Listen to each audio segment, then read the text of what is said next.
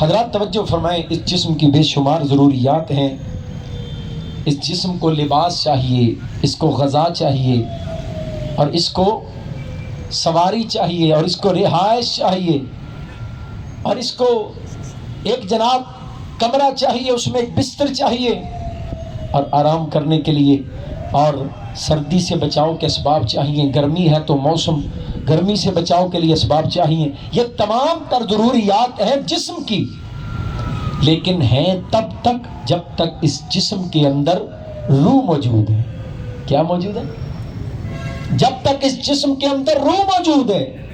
روح نکلنے کی دیر ہے، نہ اس جسم کو غذا چاہیے، نہ اسے لباس چاہیے، نہ اسے کھانے کی ضرورت، نہ اسے پینے کی ضرورت، نہ اسے گھر چاہیے، نہ اسے سواری چاہیے. اور آگے چلیں، اس جسم کا ایک نام ہے، اس جسم کا ایک منصب ہے، اس جسم کا ایک رشتہ ہے. یہ باپ ہے، بیٹا ہے، یہ بھائی ہے، اور یہ اپنی مسجد کا امام اور خطیب ہے، یہ اپنے ادارے کا منتظم ہے، اور یہ کسی کمپنی کا بہت بڑا جناب یہ مینیجر ہے یا آفیسر ہے. اس جسم کی کئی نسبتیں ہیں، لیکن یہ سب کچھ اتنی دیر تک ہے جب تک اس جسم کے اندر روح موجود ہے. حضرات روح نکلی تو اس جسم کے پاس آ کے باپ یہ نہیں کہے گا میرا بیٹا کہاں ہے، بھائی یہ نہیں کہیں گے میرا بھائی کہاں ہے، اور بیٹے یہ نہیں کہیں گے ہمارے ابا جان کہاں ہیں. حضرات مقتدی یہ نہیں کہیں گے ہمارے امام اور خطیب صاحب کہاں ہیں، اور ملازم یہ نہیں کہیں گے ہمارے صاحب کہاں ہیں. ہر کوئی آ کے یہی کہے گا کہ میت کہاں ہے. اس جسم کا نام روح کے بغیر، حضرات اس جسم کا عہدہ اور منصب، اس کا رشتہ روح کے بغیر کوئی حیثیت نہیں رکھتا یہ جسم. اور سنیں، ہمارے گھر والوں کو کتنا انتظار ہے، اس جسم سے کتنا پیار ہے. ہم آپ کے پاس بیٹھے ہیں اور پنجاب میں فکر پڑی ہے، کہاں رہ گئی اتنا لمبا آپ کا دورہ، اب دین کے لیے تبلیغ کے لیے نکلے ہیں. گھر میں بچے اداس ہو چکے ہیں، جسم کا انتظار ہے، گھر میں جسم کی قدر ہے، حیثیت ہے. اس جسم کے ساتھ بڑی محبتیں اور الفتیں اور انس ہے. اس جسم کی بڑی ضرورتیں ہیں گھر والوں کو، لیکن مجھے پیدا کرنے والی ذات کی قسم، اس جسم کی گھر والوں کو اتنی دیر تک ضرورت ہے غذا کے بغیر اس جسم کے اندر کمزور ہو جائے گی. اور کیا ہے روح انسان کی جو ہے وہ کل قیامت کے دن رسوائی کا اور اس کی بدنامی کا ذریعہ بنے گی. روح کو باہم کثرت کے ساتھ اس کی غذا پہنچائیں، اور روح کی بہترین غذا اللہ کا ذکر ہے. روح کی سب سے بڑی غذا اللہ کا قرآن ہے. اور اگر قرآن کے اوپر دل نہ لگے، قرآن کی سماعت پر، قرآن کی تلاوت پہ انسان کا دل نہ لگے، تو انسان یہ سمجھ لے کہ رپورٹ آ چکی ہے کہ میری روح بیمار ہے. قرآن سننے کو جی نہیں کر رہا، قرآن کی مجلس میں بیٹھنے کو جی نہیں کر رہا، اس کا مطلب ہے کہ میری روح بیمار ہے. اب اس روح کا علاج بھی، اس کی بیماریوں کا علاج بھی اللہ کا قرآن ہے. تو قرآن کی تلاوت و سماعت کی کثرت کیجئے. جیسے جیسے قرآن کی تلاوت بڑھتی جائے گی، شیطان کے جال چھٹتے جائیں گے انشاءاللہ. شیطان کی زنجیریں اور اس کے رسے ٹوٹتے جائیں گے، اور انشاءاللہ روح تندرست و توانا اور طاقتور ہوتی جائے گی. اللہ کریم نے قرآن میں کہا انما المؤمنون الذين اذا ذكر الله وجلت قلوبهم واذا تليت عليهم آياته زادتهم ایمانا وعلى ربهم يتوکلون.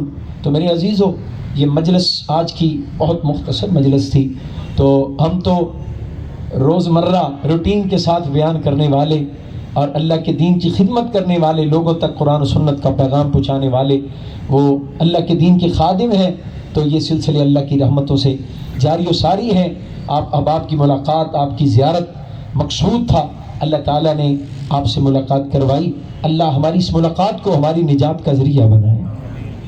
جن بھائیوں نے اس پروگرام کا اہتمام کیا، اللہ تعالیٰ ان کی کاوشوں کو قبول و منظور فرمائے. تو میرے عزیزو، ان روحوں کی غذا کا اہتمام کیجئے. اور آخری بات سنیے، جسم کی غذا جتنی زیادہ بڑھائیں گے اتنی حیوانیت بڑھتی جائے گی. جسم کی غذا جتنی بڑھے گی اتنی حیوانیت بڑھے گی، اور روح کی غذا جتنی بڑھے گی اتنی روحانیت بڑھے گی.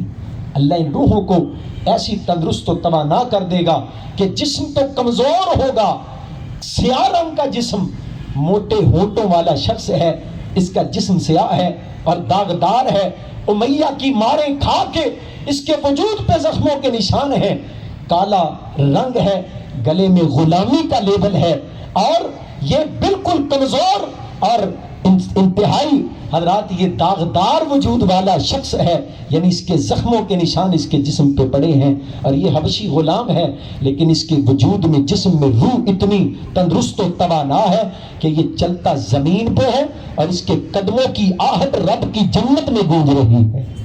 تو یہ روح جو ہے نا، اس کی حیثیت اور قدر، حضرت سیدنا عبداللہ ابن مسعود رضی اللہ تعالیٰ عنہ ایک درخت پہ چڑھے تو ہوا چلی تو ان کی پنڈلی سے کپڑا ہٹا، ان کی پنڈلی نظر آئی تو صحابہ مسکرا رہے ہیں، دیکھو پتلی پتلی ٹانگیں، پتلی پتلی پنڈلیاں عبداللہ ابن مسعود کی رضی اللہ تعالیٰ عنہ۔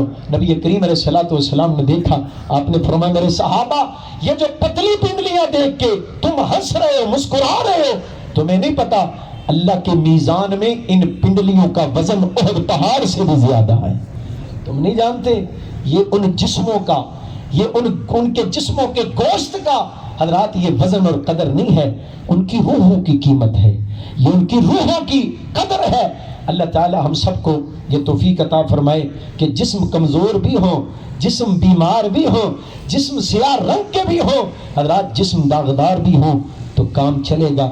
روح کمزور ہوئی تو کام نہیں چلے گا، روح بیمار ہوئی تو کام نہیں چلے گا۔